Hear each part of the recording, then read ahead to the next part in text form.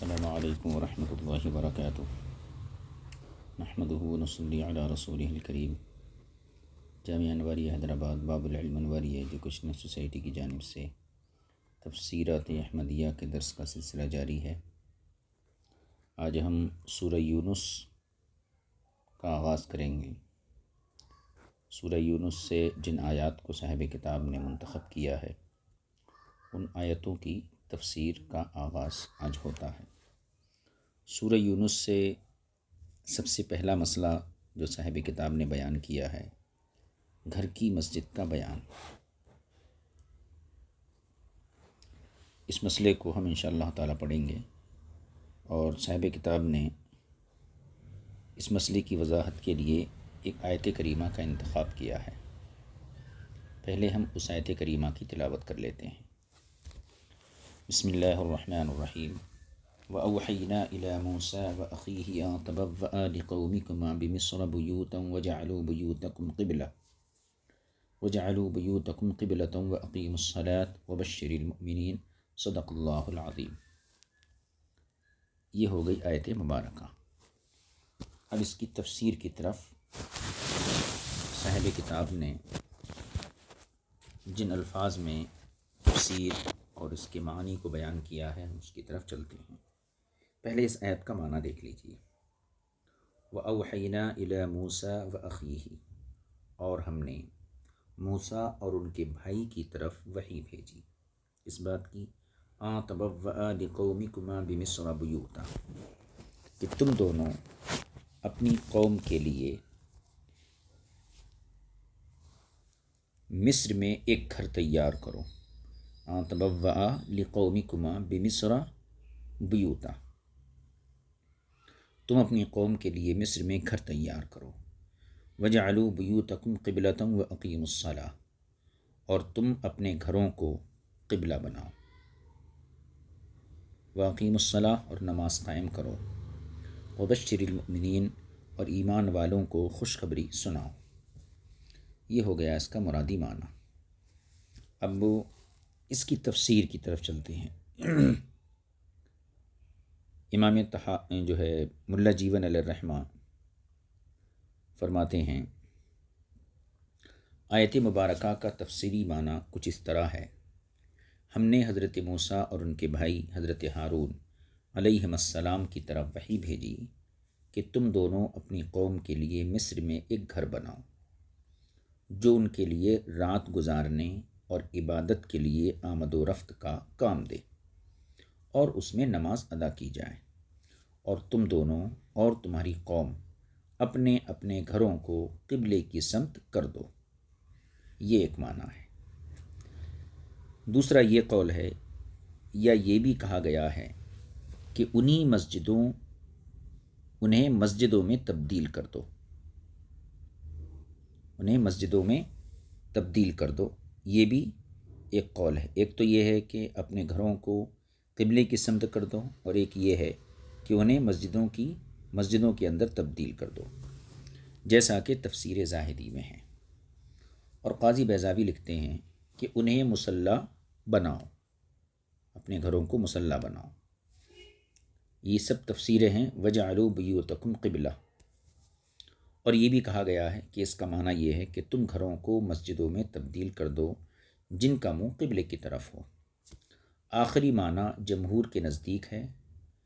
اکثر مفسرین نے یہی معنی بیان کیا ہے، اور جمہور نے یہ بھی کہا ہے کہ حضرت موسیٰ اور ان کے متبعین، یعنی ان کے پیروکار، ان کے امتی، کعبے کی طرف منہ کر کے نماز ادا کیا کرتے تھے، اور یہ لوگ ابتدا میں اس کے مامور تھے۔ ابتدا میں ان کو اس چیز کا حکم دیا گیا تھا۔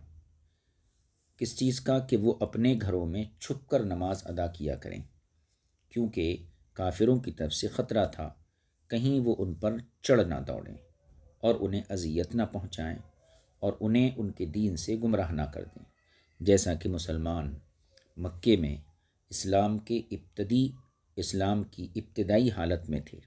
لہذا قول باری تعالیٰ وَأَقِيمُوا الصَّلَاةَ، اس کا معنی یہ ہوگا کہ تم اپنے اپنے گھروں میں نمازیں ادا کرو یہاں تک کہ تم امن میں ہو جاؤ۔ اور قول باری تعالیٰ وَبَشِّرِ الْمُؤْمِنِينَ کا معنی یہ ہوگا کہ اے موسیٰ تم مومنوں کو یہ اچھی خبر سنا دو کہ دنیا میں ان کے لیے نصرت ہوگی، مدد ہوگی، اور آخرت میں انہیں جنت عطا کی جائے گی۔ اب ملا جیون جو ہیں کچھ افادات یہاں سے ذکر فرما رہے ہیں، یعنی آیت کریمہ کے شروع میں خطاب کے لیے تثنیہ کا صیغہ استعمال فرمایا گیا، یعنی تبوّأ یہ بھی تثنیہ ہے، لقومکما تم دونوں اپنی قوم کے لیے گھر بناؤ۔ تو خطاب کے لیے تثنیہ کا صیغہ استعمال کیا گیا۔ اس کی وجہ کیا ہے؟ اس کی وجہ یہ ہے کہ عبادت گاہوں کا اختیار ان باتوں میں سے ایک ہے جو حضرات انبیاء کرام کے سپرد ہوتی ہیں۔ اس کے بعد پھر اللہ تعالیٰ نے وَجَعَلُوا بُيُوتَكُم میں جمع کے صیغے سے خطاب فرمایا کہ تم اپنے گھروں کو قبلہ بنا لو، یعنی گھروں کو قبلے کی سمت کر دو، اس لیے کہ مسجدوں کا بنانا اور ان میں وجوب صلاۃ یہ ایسی باتیں ہیں جو سب کے لیے تھیں، یعنی اصل جو دین کا کام ہے وہ انبیاء کے ذمے ہوتا ہے اور یہ انبیاء کے اختیارات میں ہوتا ہے، اور مسجدوں کو تعمیر کرنا، بنانا اور ان میں نماز وغیرہ یہ تمام چیزیں وہ ہیں جو سب کے لیے ہیں۔ پھر آخر میں صرف حضرت موسیٰ علیہ السلام کو خطاب فرما کر حکم دیا گیا۔ اب پہلے شروع آیت میں تبوّأ لقومکما دونوں کو خطاب، حضرت موسیٰ کو، حضرت ہارون کو، پھر وجعلوا بیوتکم میں پوری قوم کو خطاب، اس کے بعد پھر صرف حضرت موسیٰ کو خطاب فرما کر حکم دیا جا رہا ہے وبشر المؤمنین، یہاں پہ واحد کا صیغہ ہے، یہ خطاب صرف حضرت موسیٰ کو ہے کہ مومنوں کو خوشخبری سنا دو۔ یہ اس لیے ہے کہ اس انداز کلام سے ایک تو بشارت کی تعظیم معلوم ہوئی، اور دوسری بات بشارت دینے والے کی تعظیم کی طرف اشارہ کرنا مقصود تھا، یعنی جس چیز کی بشارت دی جا رہی وہ بھی عظیم چیز ہے، اور جو بشارت دینے والا ہے وہ بھی عظمت والا ہے، وہ ذات بھی عظمت والی ہے۔ گویا حضرت موسیٰ علیہ السلام کی ذات کی تعظیم کی طرف اس سے اشارہ کرنا مقصود ہے۔ یہ بات ہو گئی۔ ملا جیون کہتے ہیں کہ میں کہتا ہوں کہ آیت مبارکہ اگرچہ حضرت موسیٰ اور حضرت ہارون علیہ السلام کے قصے سے متعلق ہے، یعنی یہ واقعہ خاص طور پر ان دو حضرات سے متعلق ہے، اور اس بارے میں کہ خوف کے وقت نماز ادا کرنے کے لیے گھر میں مسجد بنا لی جائے، اس بارے میں ہے۔ ہاں، جب امر ہو تو پھر اس کی اجازت نہیں ہے، امر ہے تو پھر مسجد میں آ کر نماز پڑھنا ہے، لیکن ایک ضابطہ ہے یہاں پر، ایک ضابطہ، ایک قانون یہ ہے کہ پہلی شریعتوں کے احکام جو اللہ تعالیٰ اور اس کے رسول نے ہم سے بیان کیے، قرآن میں اللہ نے، حدیث میں رسول نے، اور ان کا انکار نہیں کیا، ایسے احکام ہم پر نافذ ہوں گے اور ہم اس کے مکلف ہوں گے۔ یہ ایک قاعدہ ہے کہ جو احکام سابقہ شریعتوں کے اللہ نے یا رسول اللہ نے بیان کیے اور اس پر کوئی نکیر وارد نہیں فرمائی، تو ایسے احکام ہم پر بھی نافذ ہوتے ہیں، ہم بھی اس کے مکلف ہوتے ہیں، یہ قاعدہ ہے۔